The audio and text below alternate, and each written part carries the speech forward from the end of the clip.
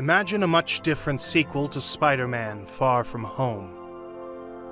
Here is a story based on fan treatment written by Bob Garlen, titled Spider-Man Homefront.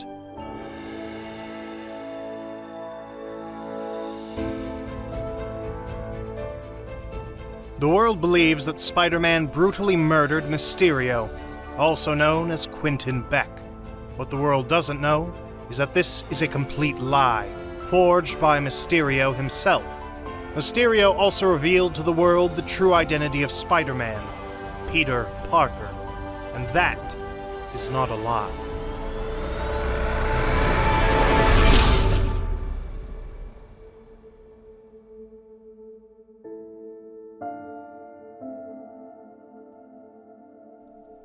Peter Parker finds himself in Greenwood Cemetery, standing in front of a headstone.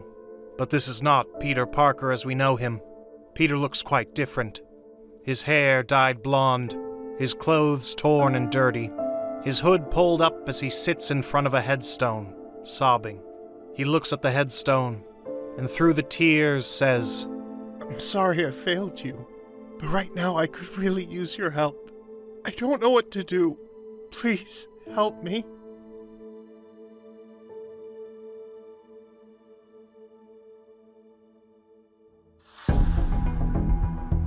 In Russia, groups of military vehicles pull up to a desolate-looking mansion, known as Smerdyakov Manor.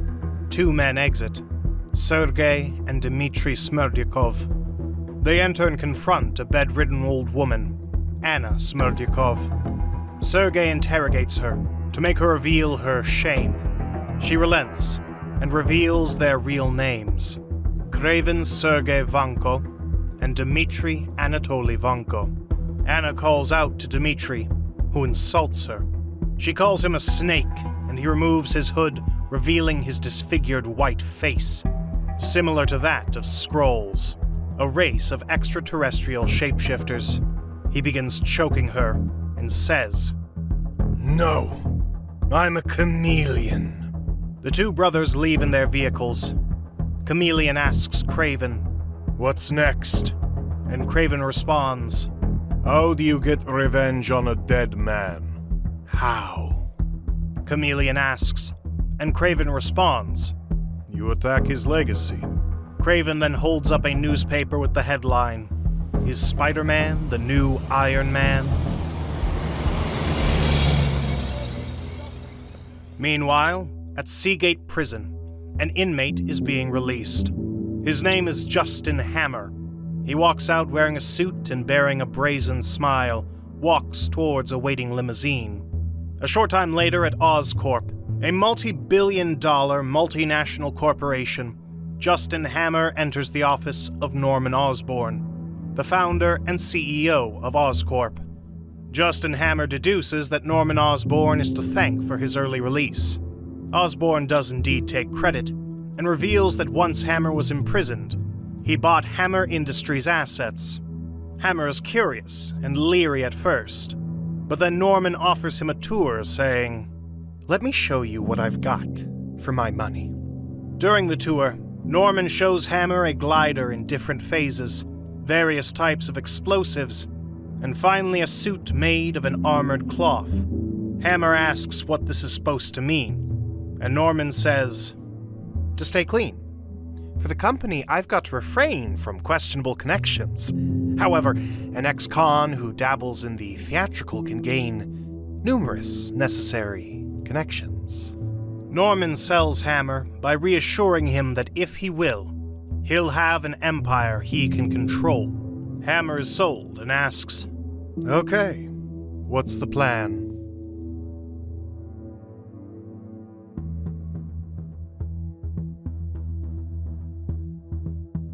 6 months later, Peter Parker is sitting on a light pole, his world crumbling, his identity exposed, and the world believes he is a cold-blooded murderer. He looks down at MJ, his girlfriend, yelling at her to run as he swings off, trying to get far away from her and the angry mob of people that is after him. He calls his Aunt May, who is in her apartment talking to her boyfriend, Happy. Aunt May, I've been compromised, he tells her. Happy grabs the phone. What's going on, Peter? He asks. Peter quickly responds, My identity is out. Get May someplace safe. May turns on the TV as they replay J. Jonah Jameson's broadcast of Spider-Man supposedly killing Mysterio and revealing Spider-Man's identity to the world. Happy tells May she needs to pack so he can get her someplace safe. May, however, refuses to go anywhere without Peter. Just then, Peter arrives home, leaping through the window. He urges May to go pack her things, and she rushes into her room. Then, all of a sudden, bang! Peter and Happy rush into May's room, and to their dismay they find her lying on the ground, holding her stomach. She reaches out for Peter, and he frantically grabs her hand. The pain in her eyes is matched only by the worry painted across Peter's face. Will he lose another loved one? Peter, still in costume, rushes May to the ER, telling them she's been shot. As May is taken away, Peter drops to his knees. Happy rushes in and firmly tells Peter, I'll stay with May. Then his face darkens. Peter, go find who's responsible for this. He hands Peter a key card and says, Doc 49, you need anything? It's there. Peter nods and runs out of the hospital. Happy then calls Pepper Potts and asks her to get a hold of Dr. Strange.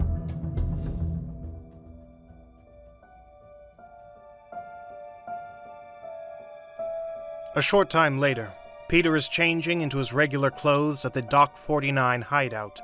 He finds a laboratory with a costume maker and various objects that will assist him in hiding his identity. He bleaches his hair blonde and uses a hat and glasses to help conceal his identity. He also creates a new Spidey suit and restores Karen, the artificial intelligence user interface. He calls MJ, and she asks him what's happening. Peter tells her she's in too much danger to meet up. She wants to know what he's going to do, but Peter isn't sure what his next move is just yet. Ned and Flash butt in on the conversation, which initially freaks Peter out. Ned recommends that Peter check the crime scene for clues, but when Flash starts asking fanboyish questions, Peter hangs up. Shortly after hanging up, Peter gets a call. It's Pepper Potts. Pepper explains to Peter that they can turn this whole thing around, but she needs him to come into the compound so he can be protected. Peter, however, doesn't want to do that yet. He is determined to hunt down whoever shot his Aunt May. Pepper concedes, but admonishes Peter to hurry, and that lawyers are working to clear his name. Peter thanks her before hanging up.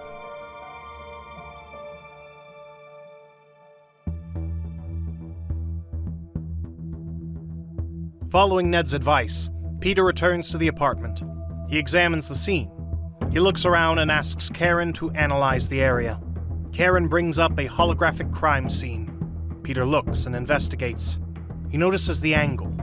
He looks around, and the holo crime scene shows a placement for a shooter. He investigates further and discovers a shell casing. He picks it up. But suddenly, his spider sense erupts. He looks around, and boom! It's Justin Hammer in the suit and glider. The Hobgoblin. Peter begins to run, and before you know it, he leaps out a window and is web-swinging through the city, with Hobgoblin on the glider in pursuit, hurling pumpkin bombs at him. Peter doubles back to get behind the Hobgoblin and shoots web balls at him. Peter leaps onto the glider, and they fight. Hobgoblin punches Peter in the chest, knocking him downward. Peter shoots a web that catches the glider. Peter is back on the up and up, when suddenly a knife cuts the web, causing him to descend. He slams onto the roof of a building. Craven reveals himself to Peter, then begins to battle him, proving to be a tenacious adversary. Meanwhile, Hobgoblin flies overhead, dumping bombs on Peter. A combination of Craven's ferocity and Hobgoblin's pumpkin bombs causes Peter to fall off the roof. Peter bounces off the sides of the walls of buildings, eventually landing on the ground. He hides behind a dumpster and begins to change into his new Spider-Man outfit.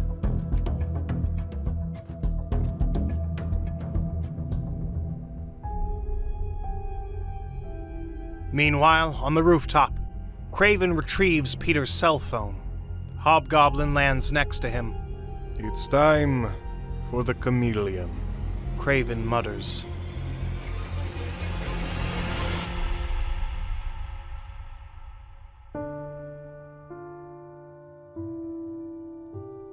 A short time later, Spider-Man, without his Spidey mask, is examining the bullet casing at Midtown Science. Ned, MJ, and Flash huddle around him. Spider-Man looks around, and they back up, giving him space to work. He writes down a note, ASM-141964. He needs to get the serial number looked up. He pulls his mask from his backpack, and he asks Karen to run a scan on it. She scans through files, revealing it's a military prototype that was originally developed by Hammer Industries, but remade by Oscorp. Shocked recognition crosses Peter's face when he hears the word Oscorp, and he begins freaking out, much to MJ's dismay and confusion. Ned explains that Peter used to tutor Harry Osborn before he went to Europe. Harry is the son of Oscorp's CEO, Norman Osborn. Norman sent Harry to Europe after his mom died. Spider-Man asks Karen to project a replay footage of his fight. Everyone watches as he freezes the frame on Craven's face. The hero then asks Karen to scan for matches and gets an ID on this individual. After a moment, Karen produces a file on Craven Vanko, aka Sergei Kravenov, aka Sergei Smerdyakov. Karen plays footage of Craven strapped to a table being injected with several chemicals. She explains that after the blip, Russia wanted to create a superhero to help keep the public rest. Craven was suggested, based on his military career and experience, but he initially refused. However, he relented after an incident occurred, causing his brother Dmitri to be horribly scarred and on life support. Craven agreed only if they would save his brother. Craven joined the program, and they saved Dmitri by using serum created from Skrull DNA. Together, the brothers were able to possess superhuman abilities. While Craven's appear to be superhuman strength, speed, and dealing, however, no file or information is known about his brother Dmitri. Spidey then asks about the glider guy, as he calls it.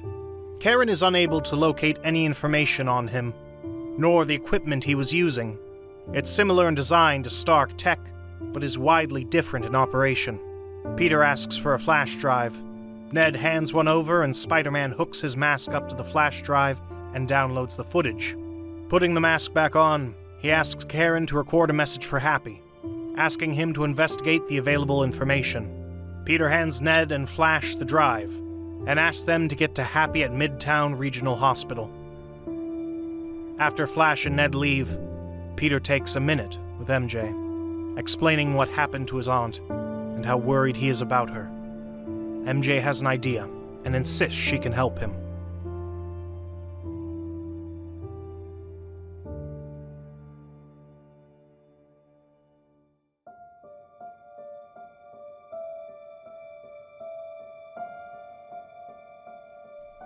Sometime later, Peter in his regular disguise and MJ enter Oscorp. Peter brings his Spidey mask. They break through a couple civilian barriers where MJ distracts and Peter sneaks forward. Peter is very curious when he takes notice how many Oscorp workers know MJ. They make it to an Oscorp mainframe computer. MJ grabs the computer and begins logging in. They get interrupted by MJ's mom's boyfriend, Jack Hardy, an employee at Oscorp. MJ and Peter begin to try and cover as Jack begins conversing with them. MJ introduces Peter as Ben Reilly and is invited to dinner. Jack gives them a tour to the upper levels of Oscorp, where they run into Norman, who gleefully takes them through the building, while commenting on how Ben looks familiar. Peter freezes, uncertain of what to do. MJ asks Jack to borrow his badge so she can check something on his computer. He questions her about her phone, and she says she left it at home. Jack looks over at Norman, who nods in approval. Jack takes MJ and Peter to his office. Jack hands over his badge and excuses himself. MJ logs in and plugs Karen into the system. Karen begins internally hacking the system, looking for files on anything matching Hobgoblin's equipment. What they discover is that several Oscorp weapons were reported stolen. Jack reappears, looking worrisome. He informs MJ she needs to come with him to the hospital. She asks what's wrong, and he says her mother was in a car accident, and MJ rushes out. Peter tries to convince MJ to wait, but she simply won't comply and leaves with Jack. MJ and Jack walk down an empty hallway of Oscorp.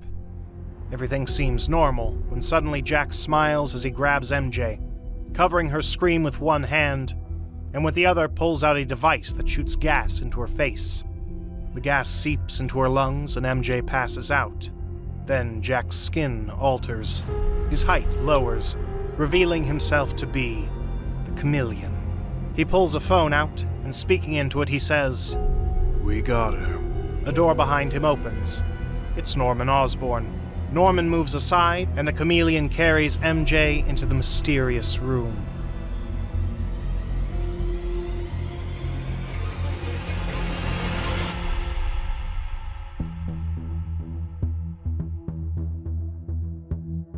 Meanwhile, Peter exits Oscorp, trying to plot his next move. Peter begins moving through the city, when suddenly, his spider sense goes off, and Hobgoblin swipes at him with the glider. Peter breaks into a web swing, throws on his Spidey mask, and speeds away from his attacker. But Hobgoblin is not alone. This is 2 against 1. The Craven is there as well, as a 3-way battle ensues. This time, Spider-Man does much better against his attackers.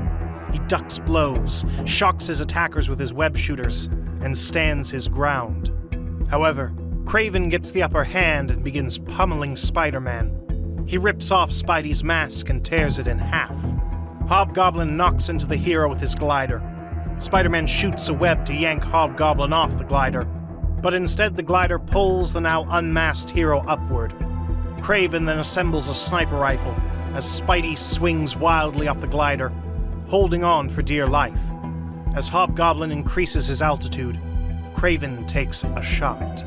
The bullet hits Spider-Man in the shoulder, and he drops, and he falls into the harbor below. Hobgoblin questions Craven if Spider-Man is dead. "Not likely," Craven says. "We just need one last thing."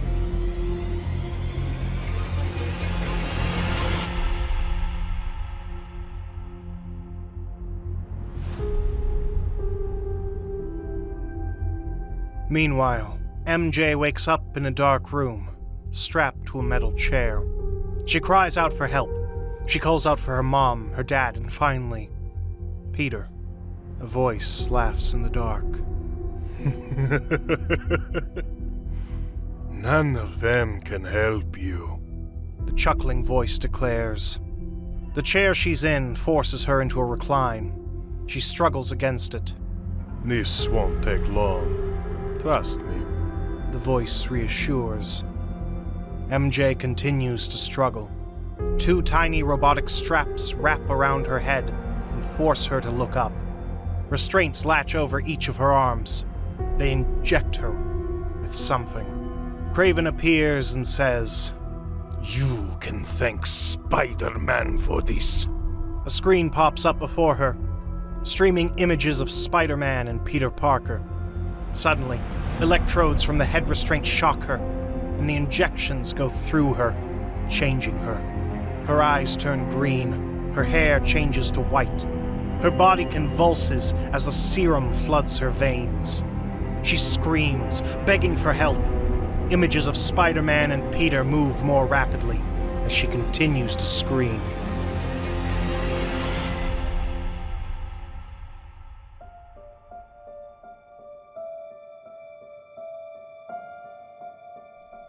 Meanwhile, in upstate New York, young Morgan Stark sits and reads a book as her mother calls to her to get ready for bed.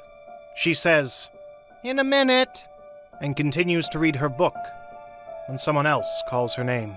It's a voice she recognizes. It's the voice of Tony Stark, her late father. Morgan runs to the voice, calling out for her dad, searching for him. Eventually, she exits the house, looking around. She sees a shadow. Thinking it's her father, she comes close enough to see him, But the face she sees is not that of her father. It's barely a face at all. It's the face of the chameleon. Pepper Potts is looking all over the house, calling out for her daughter. She hears Morgan calling out, crying for help. She enters the living room to see Chameleon holding a piece of broken glass to Morgan's throat. Pepper cries and begs for him to let her go. Pepper begins to reach down. She's going to grab a rescue gauntlet when a hand hits her in the back of the head. It's Craven. He grabs Pepper's phone and tosses it to Chameleon. He shapeshifts and unlocks the phone. He thumbs through her contacts, ultimately clicking on Happy's name, and dials.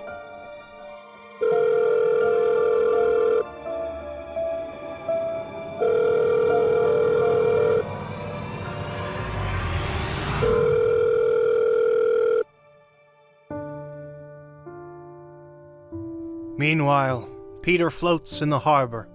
The tides push him toward the docks. He painfully crawls up, injured and bleeding. He leans against a wall, checks for his phone, but it's gone. He groans. A construction worker wanders over and sees Peter bleeding. Peter asks to borrow his phone and calls Ned and Flash, asking them to pick him up. Peter asks about MJ, but they haven't heard from her. Please hurry! Peter cries out. Happy drives, with Flash and Ned in the car with him, annoying him to death. He picks up Peter at the construction site. Peter looks at Happy and intuitively knows something's wrong. Perplexed, Happy simply says, "Kid, it's bad." A short time later, the four of them stand in Pepper's living room, the front door forced open. They look around. Ned finds a photo of MJ tied up and hands it to Peter. He begins to break down. Flash picks up Pepper's phone and hands it to Happy. They enter the kitchen. Peter looks at the photo of him and Tony. Then they notice another picture, this time of Morgan and Pepper tied up, with a note that says, "Find us if you can." Peter runs out of the house, and Happy asks him where he's going. Ned stops Happy. Give him a minute, Ned says. There's something he needs to do. At Greenwood Cemetery, Peter approaches a headstone, no mask and hood down. He's beaten, bloodied, and hurt. He drops to his knees and begins to cry. He hugs the headstone and begs for help. He drops to his hands and knees and sobs. A voice calls out, "Hey, pal, what's wrong?" Peter looks up and sees his Uncle Ben. In his 50s and dressed in a police uniform, he sits next to Peter, relaxed and smiling. They begin to talk.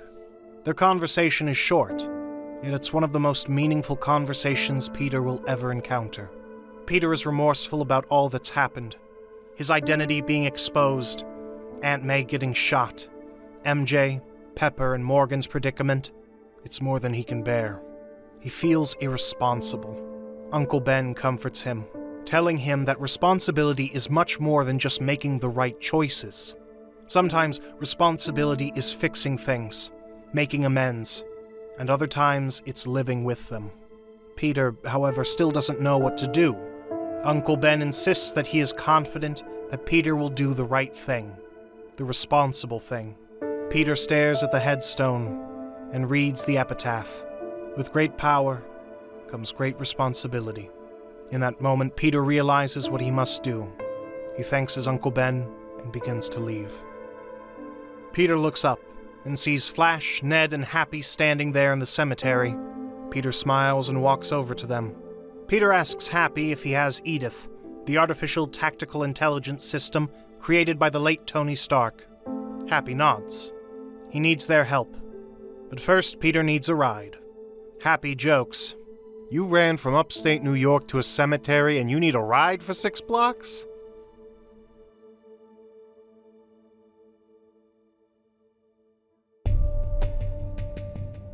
The team, comprised of Peter, Flash, Ned, and Happy, are inside the warehouse at Dock 49.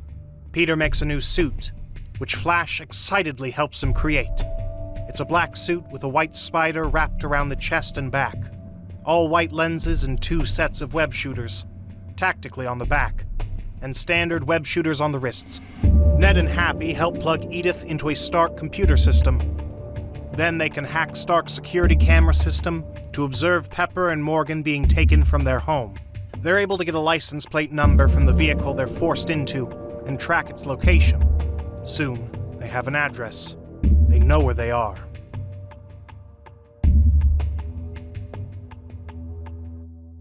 Meanwhile, Morgan and Pepper are tied up, and the area around them bears the appearance of a jungle.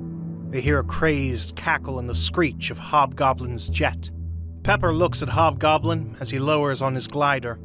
As Hobgoblin approaches, Pepper is in shock when she recognizes the voice behind the mask as Justin Hammer's. Pepper questions him on the men who abducted her and her daughter. Hammer apathetically reveals that they go way back, saying, "Oh, the Vonkos. Great kids, really. Talented, smart. But you see, they hated Anthony, but they can't take their hatred out on someone who's gone. So, they figured they'll just destroy everything he loved." "Why are you a part of this?" Pepper asks. "Listen," Hammer responds, "revenge isn't really my bag. My bag is empire. And this is how you build an empire." And with that, Hammer takes off on his glider. Spider-Man in his new black suit swings through the city, rushing to Kraven's hideout. When he arrives at Kraven's hideout, an abandoned warehouse in the outskirts of New York, he crawls in, staying hidden in the shadows. Hearing Kraven and Hobgoblin talk, he sees MJ tied to a chair. Pepper and Morgan are nowhere in sight. When Kraven and Hobgoblin exit the room, Peter drops down, his suit showing spiking heat signatures. Spider-Man doesn't see anything, but feels it. He ungags MJ. She looks at him with a look as if to say, "What took you so long?" Spider-Man apologizes and unties her. MJ emotionally reveals that she's been tortured and beaten by her abductors. Peter is immensely apologetic, but as he looks into her eyes, something just doesn't feel right. MJ's appearance suddenly shapeshifts back into its true form. The chameleon. He backhands Spider-Man and laughs. Should have seen your face, Spider-Man.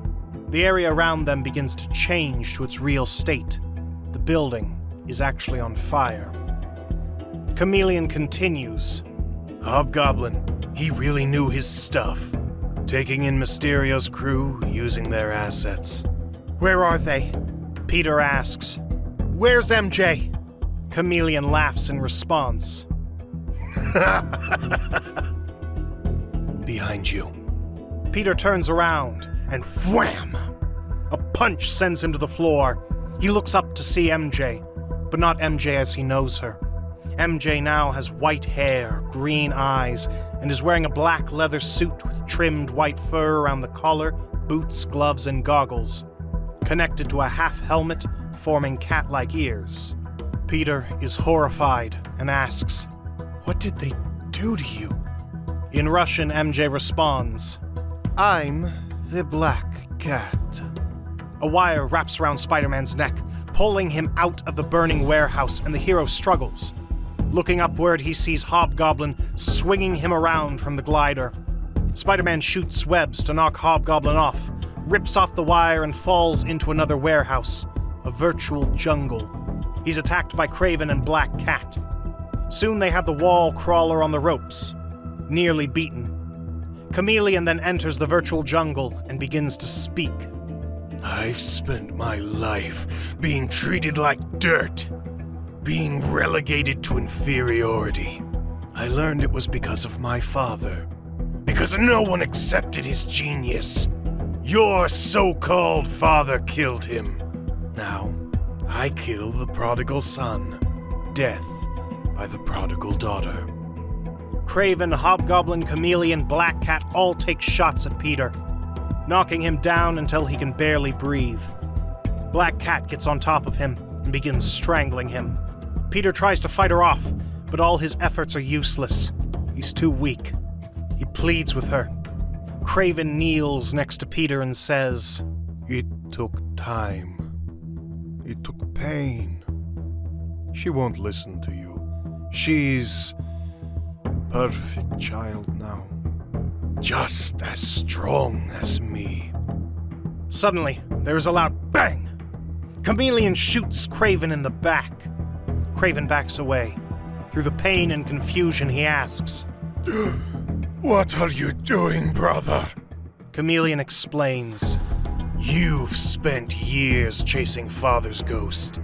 Chasing some idiotic vanity that his name meant anything. Chasing honor. There were countless times you could have made your own name. Created an empire. I stood by because I hoped you would come to your senses. Even your new master couldn't get you to see big enough. Assassin? You could have been a kingpin. Now you'll die for it. Now, the person running this city will be me. Craven stands, his wounds healing, but slowly. He steps closer to Chameleon, who points the gun right at him. I protected you, but no more! He shoots at Craven. Chameleon fires another shot, but Craven lunges forward, grasping his throat, strangling him, as Chameleon unloads his gun into Craven, shouting, You'll die like the snake you are! Chameleon struggles as he takes his final breath, then goes limp. Black Cat continues to strangle Peter. He pulls his mask off, pleading with her. MJ, please, it's me! MJ screams as she suddenly comes to her senses.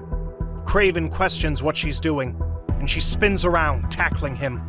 Peter pulls his mask back over his head and kicks Hobgoblin. Craven knocks Black Cat into Peter. Hobgoblin leaps onto his glider, getting some distance, and begins throwing pumpkin bombs. Spider-Man grabs MJ and swings upward. MJ tells Peter to toss her at Craven and take care of Hobgoblin. He complies and sends her leaping at Craven, battling him. Meanwhile, Spidey gets a hold of Hobgoblin and unmasks him. He forces the villain to tell him where Pepper and Morgan are. Then he webs the madman against the wall. He then joins MJ, and together they subdue Craven. It turns out that Pepper and Morgan are one floor beneath them. MJ and Peter break through the floor, and together they locate and free them, bringing them to safety.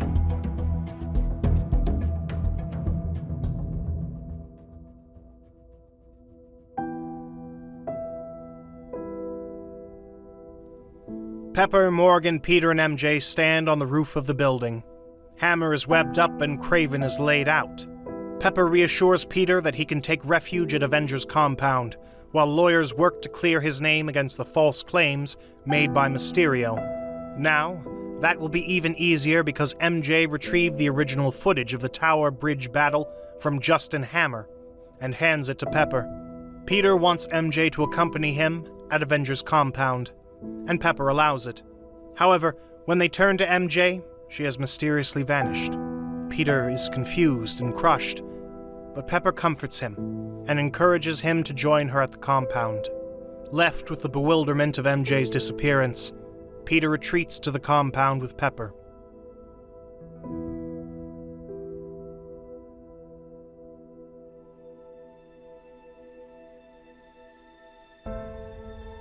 A short time later, at the Avengers compound, Pepper Potts walks out onto a stage before a crowd of reporters and cameras.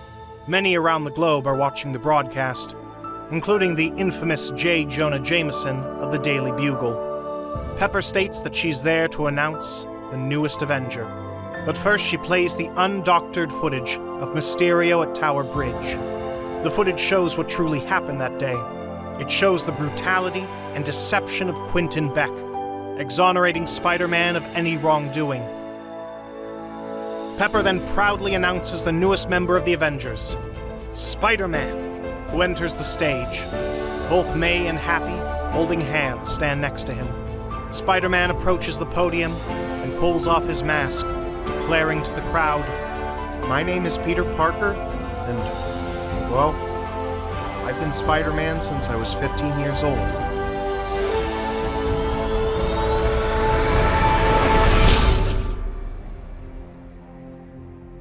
Meanwhile, Justin Hammer is once again locked up in prison. A visitor enters his cell, Norman Osborn.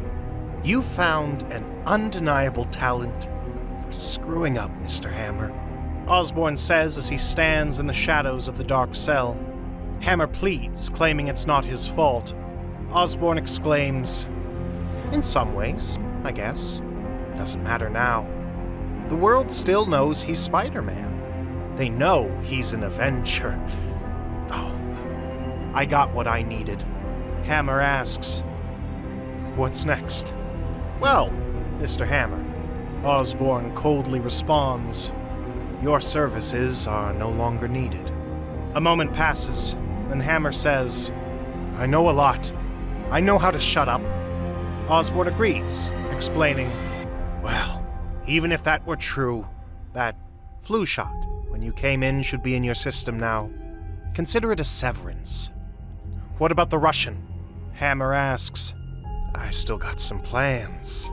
Osborn responds, Something more sinister in mind. Goodbye, Hobgoblin. Osborn then exits the cell as Hammer falls to the floor, lifeless.